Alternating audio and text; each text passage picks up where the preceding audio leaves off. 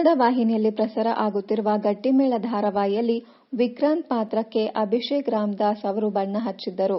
ಈಗ ಈ ಧಾರಾವಾಹಿಯಲ್ಲಿ ವಿಕ್ರಾಂತ್ ಪಾತ್ರ ಅಂತ್ಯವಾಗಿದೆ.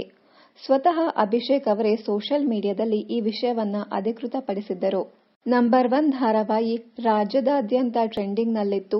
1000 ಎಪಿಸೋಡ್ಗಳು ಪೂರ್ಣಗೊಂಡಿವೆ. ನಿಮ್ಮೆಲ್ಲರಿಗೂ ನಾನು ಸಾಯೋದನ್ನ ನೋಡೋದು ಕಷ್ಟ ಆಗುತ್ತಿರಬಹುದು.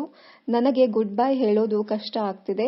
ನಾನು ಈ ಹಿಂದೆ ಕಂಡಿದ್ದ ಕನಸುಗಳನ್ನ ನೀಡಿದ್ದಕ್ಕೆ ಗಟ್ಟಿಮೇಳ ಧಾರಾವಾಹಿಗೆ ಧನ್ಯವಾದಗಳು.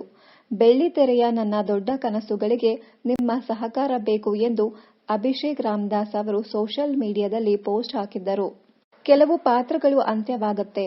ಕತೆಗೆ ದುರಂತ ಅಂತ್ಯ ಆಗಿರತ್ತೆ. ವಾಹಿನಿಗೆ ನಾನು ನನ್ನ ಪಾತ್ರದಿಂದ ಹೊರಗೆ ಬರುವೆ ಎಂದು ಹೇಳಿದಾಗ ವಾಹಿನಿಯು ವಿಕ್ಕಿ ಜಾಗಕ್ಕೆ ಇನ್ನೋರ್ವರನ್ನ ತರಲು ಸಾಧ್ಯವಿಲ್ಲ ಎಂದು ಹೇಳಿತ್ತು. ನನಗೂ ಕೂಡ ವಿಕ್ರಾಂತ್ ಪಾತ್ರದಿಂದ ಹೊರಗಡೆ ಬರೋದು ಕಷ್ಟವಾಗಿತ್ತು.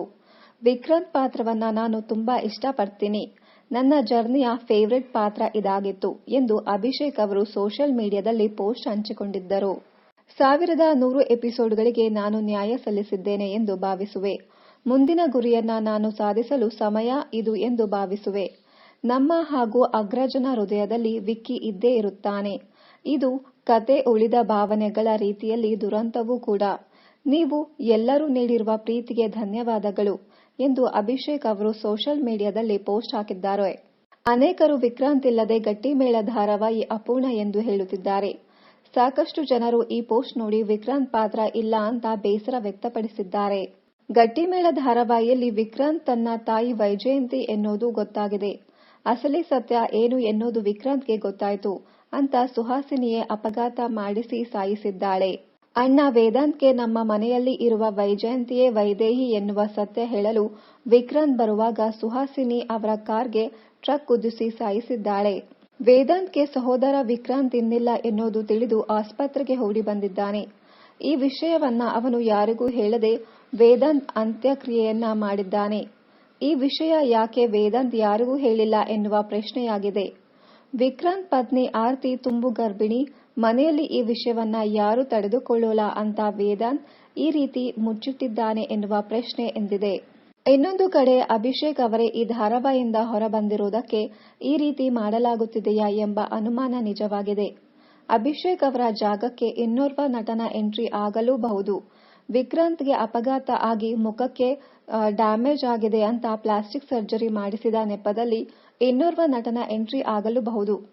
ವಿಕ್ರಾಂತ್ ಸತ್ತಿಲ್ಲ ಅಂತ ಮುಂದಿನ ದಿನಗಳಲ್ಲಿ ಎಪಿಸೋಡ್ ಪ್ರಸಾರ ಆದರೂ ಆಶ್ಚರ್ಯ ಇಲ್ಲ. ನಟ ರಕ್ಷ್ ನಿರ್ಮಾಣದ ಈ ಧಾರಾವಾಹಿಯಲ್ಲಿ ನಿಶಾ ರವಿಕೃಷ್ಣನ್, ಅಭಿಷೇಕ್ ರಾಮದಾಸ್, ಆರ್ತಿ ಬಡುಪಿದ್ರಿ, ಸಿಂಧು ಕಲ್ಯಾಣ್, ಮಹತಿ ಭಟ್, ಸ್ವಾತಿ, ಸುಧಾ ನರಸಿಂಹಮೂರ್ತಿ ಮುಂತಾದವರು ನಟಿಸುತ್ತಿದ್ದಾರೆ. ಈ ಧಾರಾವಾಹಿ ಶುರುವಾದಾಗಿನಿಂದ ಅಭಿಷೇಕ್ ಅವರು ಈ ಧಾರಾವಾಹಿಯಲ್ಲಿ ವಿಕ್ರಾಂತ್ ಪಾತ್ರಕ್ಕೆ ಬಣ್ಣ ಹಚ್ಚಿದ್ದರು. ಈ ಧಾರಾವಾಹಿಯಲ್ಲಿ ವಸಿಷ್ಠ ಕುಟುಂಬದಲ್ಲಿ ವೇದಾಂತ್, ವಿಕ್ರಾಂತ್, ಧ್ರುವ ಸಹೋದರರಾಗಿದ್ದಾರೆ.